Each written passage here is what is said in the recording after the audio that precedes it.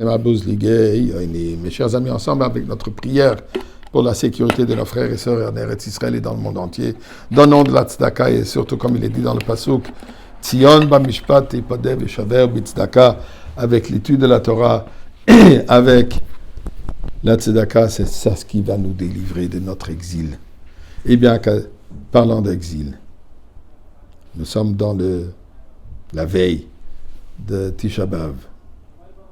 Avec la veille de Tisha B'Av. Eh bien, je voudrais raconter aujourd'hui une histoire de ma mère, que c'est Nachala Sayort Sadel, ce soir, le 8e jour, Erev Tisha B'Av. C'est pas juste pour raconter une histoire, mais c'est pour en tirer une leçon. Ma mère, jeune fille de 14 ans, vit en Belgique avec sa mère. Les nazis qui sont rentrés en Belgique, la communauté belge juive, une grande partie, sont enfuis vers la France, pensant que la France sera plus sécuritaire. Elle arrive dans une petite ville, dans la sud de la France, Pau. Là, elle se présente au maire de la ville. Il lui dit, écoute, je suis maintenant citoyen de ta communauté, de ta ville. J'aurais besoin de ton aide, que tu me trouves un endroit sécuritaire où je pourrais me cacher. Je suis juive. Et je ne veux pas partir au camp de concentration. Le maire, un homme bien, a pris pitié et dit, je vais t'aider. Mais attention, il faut que tu sois très discrète, puisque ma femme, qui est une nazie elle-même, si elle sait que je vais t'aider, toi et moi, nous partons tous au crématoire. Alors, discrétion est nécessaire. Il a fini par trouver une ferme, une famille de fermiers, sur une ferme quelque part, dans les environs, qui l'ont hébergé, qui l'ont adopté, et d'ailleurs extrêmement respectueux de ses besoins religieux, ses propres vaisselles, ses propres petites casseroles où elle pouvait se cuisiner ses légumes, puisque ça n'avait pas autre chose à manger, et se faire son pain. Et c'est comme ça, de cette manière, qu'elle a pu discrètement se cacher dans cet endroit. Un jour, le maire vient et lui dit, écoute, j'ai eu écho que la Gestapo vient faire une recherche, voire trouver les Juifs pour les envoyer au camp de concentration. Tu es un peu en danger ici, puisqu'on est centre.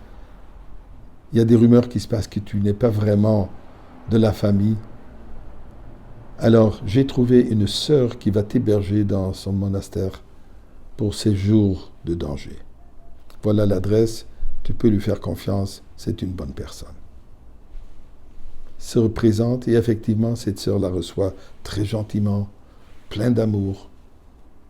Et il lui amène dans une petite chambre, quelque part, cachée dans ce grand immeuble, dans ce monastère, et lui dit, écoute, ma petite, tu resteras ici pendant quelques jours, et je vais fermer la porte par l'extérieur, et voici quelques livres pour te tenir compagnie. Ma mère, ne sachant pas combien de temps elle va rester là-bas, elle s'est préparé quelques pains pour avoir au moins de quoi manger. Et elle est restée là-bas pendant 3 jours. Après 3 jours, effectivement, cette sœur vient, l'ouvre la porte, la sort, et lui dit, le danger est passé, tu peux retourner chez toi. En quittant, elle lui demande, et comment est-ce que tu as trouvé les livres que je t'ai prêtés pour te tenir compagnie? Ma mère, honnête, à 100%, lui dit, écoute, je ne les ai pas ouverts, je ne les ai pas lus. Pourquoi? Tu étais seul, ça t'aurait tenu compagnie. Elle dit, non, ce sont des livres de catéchisme, et comme juive, je ne lis pas les livres de catéchisme. Alors, qu'est-ce que tu as fait pendant ces 3 jours? Il dit, bien, j'avais mon petit livre de psaumes, mon petit livre de Tilim qui m'a tenu compagnie. Et je me sentais en sécurité puisque Dieu, je sentais, me protège. Et c'est ça ce que j'ai fait pendant ces 3 jours. La sœur, maintenant, elle devient furieuse. Elle dit, si j'aurais su que tu es tellement insolente, que tu ne voulais même pas lire ces livres qui t'auraient tenu compagnie et t'auraient ouvert un peu l'esprit, je ne t'aurais pas sauvé la vie. Ma mère, malgré les circonstances, sachant que sa vie est précaire, Ça ne prendra pas grand-chose pour cette sœur d'aller à la Gestapo et la dénoncer. Lui répond avec toute fierté. Jeune fille, 16 ans. Il lui dit, je suppose que c'est ça ce que vous considérez votre miséricorde. Et là-dessus, elle la quitte. Dans aucun moment, elle a flanché. Dans aucun moment, elle a perdu sa force, sa fierté juive. Un message pour nous tous.